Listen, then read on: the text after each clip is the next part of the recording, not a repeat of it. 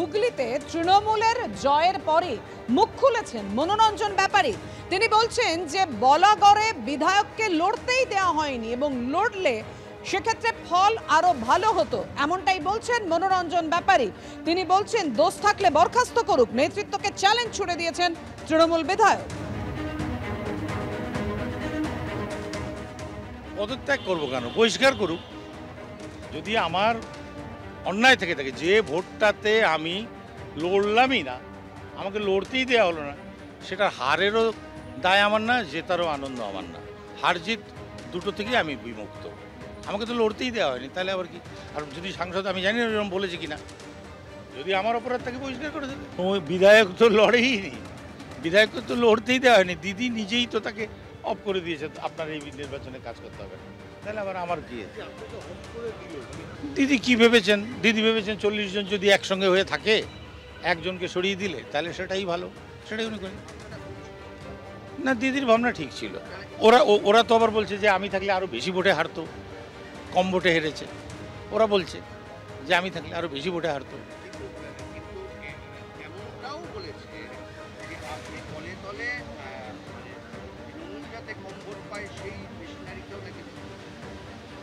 প্রমাণ করুক, তারপরে সাজা দিক। ওইসব হাওয়ায় উড়ানো কথায় কী লাভ? আমি তো বলাগড় এলাকাতেই ঢুকিনি, আমি তো বাস বেরিয়ে পড়েছিলাম। শুধু একদিন যেতে হয়েছিল বাচ্চাদের ওই স্কলারশিপের কাগজের কথা, তাহলে তো আমি এলাকায় যাইনি।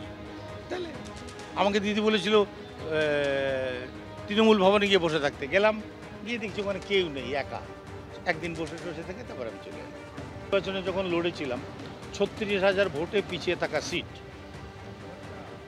এই 36,000 ভোট কিন্তু আমাদের ছিল না, আমাদের বিরোধী দলদের ছিল। মানুষের কাছে কিছু প্রতিশ্রুতি দিয়েছিলাম যে আমি যদি জিতি এই কাজগুলো আমি করব, সেই কাজগুলোই আমি করছি। এবং সেই কাজগুলো করতে গিয়ে দলের কিছু লোক অসুবিধায় অস্বস্তিতে পড়ছে।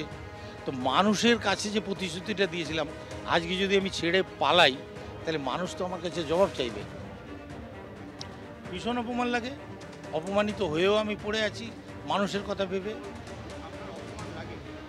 অবশ্যই লাগে, লাগবে না কেন? এত হাজার হাজার মানুষের সামনে একটা মঞ্চে দাঁড়িয়ে যখন আমাকে বলা হয়েছে যে আপনাকে এই নির্বাচনে কাজ করতে হবে না, তো সেই মানুষগুলোর সামনে আমার এবং আমার বিরোধী পক্ষের এক মহিলা নেত্রী সে মঞ্চেই নাচছিল, হ্যাঁ, দুহাত তুলে নাচছিল।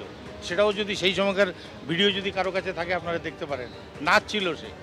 তো এত উল্লাস তার, আমার খারাপ লাগবেই তো। খারাপ না লাগলে এখন আমাকে লোকে বলবে দেখ কেমন লাগে, আমাকে বলছে লোকে দেখ কেমন লাগে।